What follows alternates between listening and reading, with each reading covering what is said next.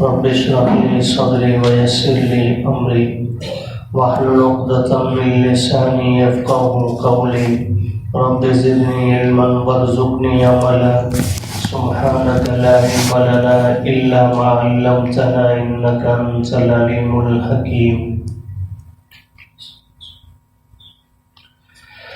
وقال الذي آمن، اور کہا اس شخص نے جو ایمان لایا، یا قوم، اے میری قوم، انی اخاف علیکم، بے شک میں ڈرتا ہوں تم پر، مثل یوم الاحزاب، سب کا گروہوں کے دن کی طرح سے، مثل دأب قوم نوح، جیسے کہ قوم نوح کی عادت، وعاد و ثمود، قوم عاد اور قوم ثمود کی، والذین من بعدہم،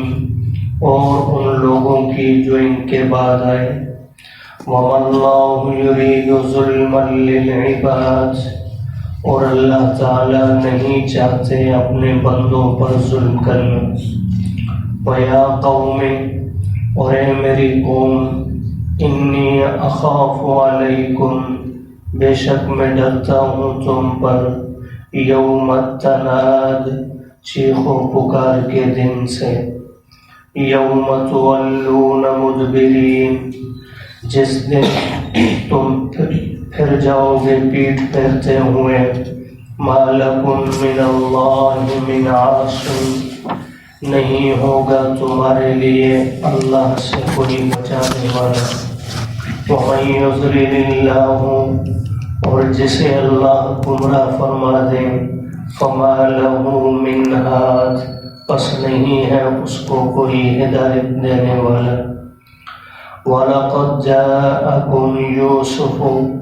اور البتہ تحقیق آئے تھے تمہارے پاس یوسف علیہ السلام، من قبل بالبینات، اس سے پہلے واضح نشانیاں لے کر، فما زلتم فی شک، پس تم پڑے رہے شک میں، مما جاءکم بی، اس چیز کے بارے میں جو وہ لائے تھے تمہارے پاس، حتی اذا ہلک، یہاں تک کہ جب وہ انتقال کر گئے، قلتم، تو تم کہنے لگے، لن یبعث اللہ من بعدہ رسولا، ہرگز اللہ نہیں بھیجیں گے ان کے بعد ایسا پیغمبر، کذالک یضل اللہ،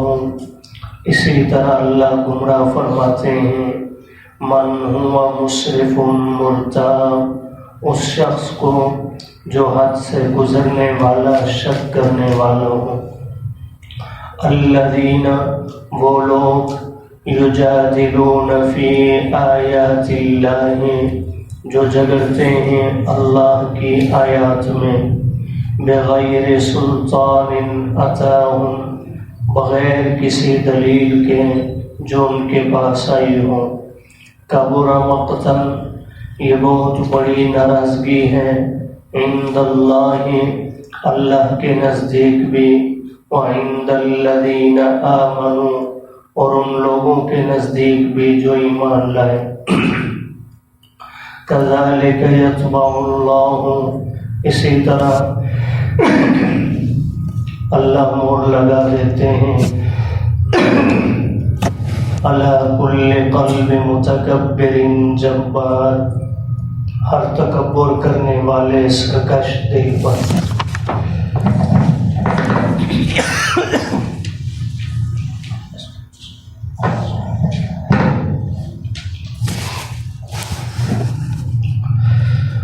حضرت موسیٰ علیہ السلام کی بعثت کا ذکر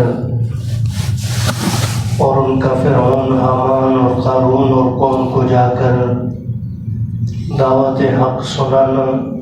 اور قوم کی جانب سے تکبر کا اظہار کرتے ہوئے ان کی تردید کر دینا۔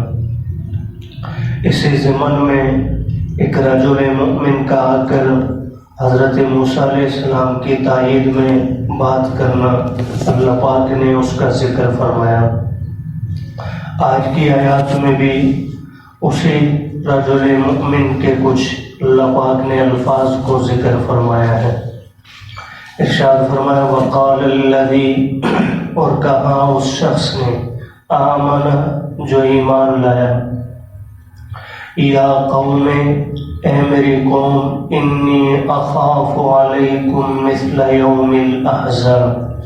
کہ بے شک مجھے ڈر ہے تم پر سابقہ قوموں پر آنے والے دن کی طرح کے دن سے۔ یعنی اگر تم حضرت موسیٰ علیہ السلام کی بات کو تسلیم نہیں کرو گے تو جس طرح سابقہ قومیں ہلاک و برباد ہوئی، مجھے تم پر بھی اللہ کے عذاب کے آنے کا ڈر ہے۔ اور پھر بطور مثال 2-3 قوموں کا ذکر بھی فرمایا مثل دأب قوم نوح، قوم نوح کی عادت کی طرح، وعاد، قوم عاد، وثمود، اور قوم سمود، والذین من بعدہم، اور ان کے بعد وہ قومیں بھی جو ان قوموں کے بعد گزری۔ چونکہ فرعون کے زمانے سے پہلے یہ قومیں گزر چکی تھی اور ان کی ہلاکت و بربادی ان کے سامنے تھی، تو اس لیے بطور مثال ان کا ذکر فرمایا کہ تم سے پہلی قومیں بھی ہلاک و برباد ہوئی، اگر تم باز نہ آئے تو تمہارا انجام بھی یہی ہوگا۔ اور فرمایا وَمَا اللَّهُ يُرِيدُ ظُلْمًا لِلْعِبَادِ، اللہ تعالیٰ اپنے بندوں پر ظلم نہیں کرنا چاہتے۔ یعنی اگر عذاب میں اللہ مبتلا فرمائیں گے یا اس سے سابقہ قوموں کو ہلاک کیا تو اس کی وجہ یہ تھی کہ ان لوگوں کی بدعملی، بدعقیدگی کی وجہ سے اللہ نے انہیں عذاب میں مبتلا کیا۔ ایک تو سابقہ قوموں کی مثال دے کر انہیں متنبع فرمایا کہ تمہارے سامنے ماضی کے حالات موجود ہیں، اور ساتھ ہی مستقبل کی تنبیہ بھی فرما دی کہ اگر دنیا میں بچ بھی گئے تو ایک دن ایسا آنے والا ہے جس دن بچنے کا کوئی امکان نہیں۔ تو فرمایا وَيَا قَوْمِ، اور اے میری قوم، انی اخاف علیکم، بے شک میں ڈرتا ہوں تم پر، یوم التناد، چیخ و پکار کے دن سے۔ اس سے مراد محشر کا دن ہے، جب ہر ایک شخص چیخ و پکار میں مبتلا ہوگا سوائے ان کے جن پر اللہ اپنا رحم فرما دیں گے۔ تو فرمایا یوم تولون مدبرین، اس دن تم بھاگو گے پیٹھ پھیرتے ہوئے۔ ہر شخص کی کوشش ہوگی کہ کسی طرح چھٹکارا مل جائے، شاید گرفت سے میں بچ جاؤں، لیکن اگلے جملے میں وضاحت فرما دی ما لکم من اللہ من عاصم، اس دن نہ بھاگنا اور نہ ہی کوئی اور، فرمایا تمہیں اللہ کے عذاب سے بچانے والا نہیں ہوگا۔ اللہ جب پکڑ لیں گے تو پھر بھاگنے کا کوئی فائدہ نہیں ہوگا۔ فرمایا وَمَن يُضْلِلِ اللَّهُ، اور جسے اللہ گمراہ فرما دیں، فَمَا لَهُ مِنْ هَادٍ، اس کو نہیں ہے کوئی ہدایت دینے والا۔ اس جملے کا یہ مطلب نہیں کہ بعض لوگوں کو اللہ خود ہی گمراہ کر دیتے ہیں، نہیں، اللہ پاک نے دونوں راستے سامنے رکھ کر اختیار انسان کو دیا، اور جب انسان خود کی طرف چل پڑتا ہے تو اللہ کی ذات کے علم میں ہے کہ اس بندے نے ہدایت کو قبول نہیں کرنا،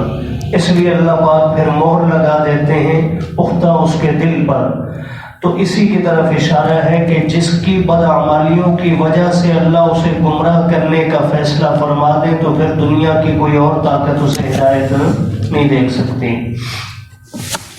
وَلَقَدْ جَاءَكُمْ يُوسُفُ مِنْ قَبْلُ بِالْبَيِّنَاتِ، پھر اسی رجل مؤمن نے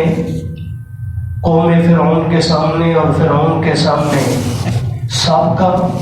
انہی کی رودات کو بیان کرتے ہوئے ارشاد فرمایا وَلَقَدْ جَاءَكُمْ يُوسُف، اور البتہ تحقیق آ چکے ہیں تمہارے پاس یوسف علیہ السلام، من قبل بالبینات، حضرت موسیٰ سے پہلے واضح نشانیاں لے کر۔ اب یہ رجل مؤمن فرعون اور اس کی قوم کے سامنے حضرت یوسف کی بعثت کا ذکر کر رہا ہے۔ حضرت یوسف بن یعقوب علیہ السلام مشہور جو پیغمبر ہیں، ان کے زمانہ میں اور حضرت موسیٰ علیہ السلام کے زمانہ بعثت میں 400 سال کا فاصلہ ہے، فرق ہے۔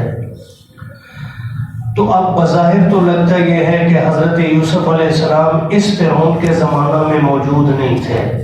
تو پھر رجل مومن نے ایسا کیوں کہا؟ تو مفسرین کی اس بارے میں 3 آراء ہیں۔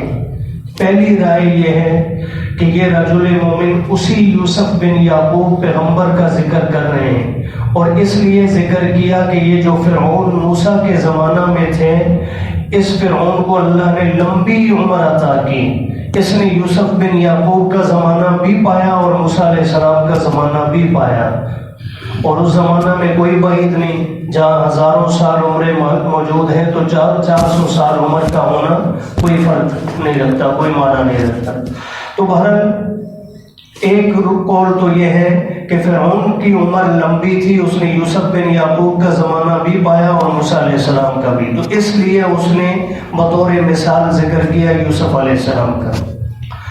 دوسرا قول بعض مفسرین کا یہ ہے کہ نہیں، فرعون یوسف بن یعقوب کے زمانہ میں اور تھا، وہ مر چکا، موسیٰ علیہ السلام کے زمانے کا فرعون اور تھا، لیکن جس یوسف پیغمبر کی بات رجل مومن نے کی ہے، یہ یوسف بن یعقوب نہیں، یہ یوسف بن ابراہیم علیہ السلام ہے۔ یوسف نام کے ایک اور پیغمبر بھی گزرے ہیں، سوالات انبیاء میں سے چند ایک کا نام ہم قرآن و سنت میں دیکھتے ہیں، باقیوں کے نام نہیں ملتے ہیں۔ تو ایک پیغمبر یوسف بن ابراہیم، ابراہیم نہیں ہے، ابراہیم فا کے ساتھ، ابراہیم علیہ السلام، اور ان کا زمانہ موسیٰ علیہ السلام کے زمانہ کے قریب تھا، تو فرعون نے ان کا زمانہ بھی پایا اور موسیٰ علیہ السلام کا زمانہ بھی پایا، تو اس لیے فرمایا کہ یوسف بھی تمہارے پاس آئے تھے، تم نے انہیں زندگی میں تسلیم نہیں کیا، جب دنیا سے چلے گئے تو تم کہنے لگے ان جیسا پیغمبر اب مشکل ہی دنیا میں آئے، یعنی زندگی میں قدر نہیں کی، جانے کے بعد تمہیں احساس ہوا، تو اب تم موسیٰ علیہ السلام کی بھی قدر نہیں کر رہے ہو، جب چلے جائیں گے تو تمہیں پھر افسوس ہوگا، لیکن فائدہ کچھ بھی نہیں ہوگا۔ تیسری رائے شاہ عبد القادر محدث دہلوی رحمۃ اللہ تعالی علیہ نے ذکر فرمائی ہے، فرماتے ہیں کہ فرعون بھی بدل چکا تھا، یعنی حضرت یوسف بن یعقوب کے زمانے کا اور تھا، موسیٰ علیہ السلام کے زمانے کا اور مراد حضرت یوسف سے وہی یوسف بن یعقوب ہے، یوسف بن ابراہیم نہیں۔ تو پھر کیوں ذکر کیا؟ تو فرمایا کبھی کبھی اولادوں کے سامنے کہہ دیا جاتا ہے کہ تم نے فلاں کو بھی جو ہے تسلیم نہیں کیا تھا، یعنی تمہارے باپ دادوں نے، تمہارے بڑوں نے تسلیم نہیں کیا تھا، اور آج تم بھی موسیٰ علیہ السلام کو تسلیم نہیں کر رہے ہو۔ تو مراد یہ ہے چونکہ بنی اسرائیل حضرت یوسف کے زمانہ میں بھی تھے، اور وہی بنی اسرائیل کی اولادیں چلتے چلتے موسیٰ علیہ السلام کے زمانہ میں بھی موجود ہیں، چونکہ بنی اسرائیل اولادیں حضرت یعقوب کی، یعقوب علیہ السلام کا لقب جو ہے وہ اسرائیل ان کا لقب ہے، اور اسرائیل عربی زبان میں جس کا معنی بنتا ہے عبداللہ، اللہ کا بندہ، اسرائیل یہ عبرانی زبان ہے، اس کا لفظ ہے یہ، اور اس کا معنی تھا اللہ کا بندہ، یہ حضرت یعقوب کا لقب ہے۔ تو حضرت یعقوب کی اولاد کو پھر آگے بنی اسرائیل کہا جانے لگا، تو یہ یوسف علیہ السلام کے زمانہ میں بھی تھے، اور انہی کی اولادیں حضرت موسیٰ کے زمانہ میں بھی موجود ہیں، تو اس لیے اولادوں کو یہ کہہ دیا کہ تمہارے پاس، یعنی تمہارے بڑوں کے پاس یوسف علیہ السلام آئے تھے، انہوں نے تسلیم نہیں کیا تھا، اور جب حضرت یوسف چونکہ انہوں نے بادشاہت بھی کی، اللہ نے تخت مصر انہیں عطا فرمایا، اور اس کے اندر خوب انصاف سے انہوں نے کام لیا، تو جب وہ دنیا سے چلے گئے، ہمیں دین والے کی اتنی قدر نہیں ہوتی، لیکن جس کے ہاتھ سے غلہ اناج ملے اس کی ہمیں بڑی قدر ہوتی ہے۔ تو حضرت یوسف جب خوب انصاف کے ساتھ فیصلے فرمانے کے بعد دنیا سے چلے گئے، تو بنی اسرائیل کہنے لگے اب ایسا پیغمبر ہمیں اور نہیں ملنے والا، کیا خوب پیغمبر تھا یہ۔ تو اللہ پاک نے اسی کا یہاں رجل مومن کی زبان سے ذکر کروایا، تو فرمایا وَلَقَدْ جَاءَكُمْ يُوسُفُ مِن قَبْلُ، اور البتہ تحقیق آ چکے ہیں تمہارے پاس یوسف علیہ السلام اس سے پہلے، بالبینات واضح نشانیاں لے کر، لیکن فَمَا زِلْتُمْ فِي شَكٍّ، تم شک میں پڑے رہے ان کے بارے میں، مما جاءکم بھی، اس چیز کے بارے میں جو وہ تمہارے پاس لے کر آئے تھے، یعنی دین، حتی اذا ہلک، یہاں تک کہ جب ان کا انتقال ہو گیا، انہوں نے دنیا سے پردہ فرما لیا، اب یہاں دیکھیں لفظ کیا ہے جی؟ ہلاکا، اس کا عموماً ہم معنی جو ہے وہ کیا بنتا ہے جی؟ ہلاک ہونا، لیکن نبی کی شان کے مناسب معنی کرنا یہ تقاضا ہے ادب کا ہی، اس لیے اس لفظ کا معنی ہم یہ نہیں کریں گے۔ اسی طرح اگر کوئی لفظ موت کا، بعض لوگ اس پر جو ہے وہ نادانی کے ساتھ فیصلہ کر دینا، موت کا لفظ میرے آپ کے لیے بھی ہے، موت کا لفظ انبیاء کے لیے بھی ہے، لیکن میرے آپ کے لیے ہم موت کا معنی موت کر سکتے ہیں، انبیاء کے لیے موت کا معنی ہم نے ادب کے ساتھ وصال کے لفظ کے ساتھ کرنا ہے کہ انہوں نے دنیا سے کیا فرما لیا ہے؟ وصال فرما لیا۔ تو اس لیے ادب کا تقاضا ہمیشہ ملحوظ خاطر رکھنا چاہیے۔ تو یہاں تک کہ جب وہ دنیا سے پردہ فرما گئے، قلتم، تو تم لوگ اس کے بعد کہنے لگے لن یبعث اللہ من بعدہ رسولا، ہرگز نہیں بھیجیں گے اللہ تعالیٰ ان کے بعد کوئی ایسا پیغمبر۔ آگے فرمایا کذالک یضل اللہ، اسی طرح اللہ گمراہ فرماتے ہیں من ہوا مسرف، ہر اس شخص کو جو حد سے گزرنے والا ہو، مرتاب اور شک میں پڑنے والا ہو۔ اگلی آیت کریمہ میں مسرف و مرتاب کی وضاحت فرمائی کہ یہ کون لوگ ہیں۔ فرمایا الذین، وہ لوگ ہیں یجادلون فی آیات اللہ، جو اللہ کی آیتوں کے بارے میں جھگڑا کرتے ہیں، بغیر سلطان اتاہم، بغیر کسی دلیل کے جو ان کے پاس پہنچی ہو۔ اور فرمایا یہ اللہ کے دین اور اللہ کی آیات میں جھگڑنا بغیر دلیل اور حجت کے، کبر مقتن، یہ بہت بڑی ناراضگی کا سبب ہے، عند اللہ، اللہ کے نزدیک بھی، وعند الذین آمنوا، اور ایمان والوں کے نزدیک بھی۔ اور فرمایا کذالک یطبع اللہ، اسی طرح اللہ تعالیٰ مہر لگا دیتے ہیں علی کل قلب متکبر جبار، ہر تکبر کرنے والے سرکش دل پر۔ اللہ پاک ہمیں ہدایت والی زندگی اور ایمان والی موت نصیب فرمائے۔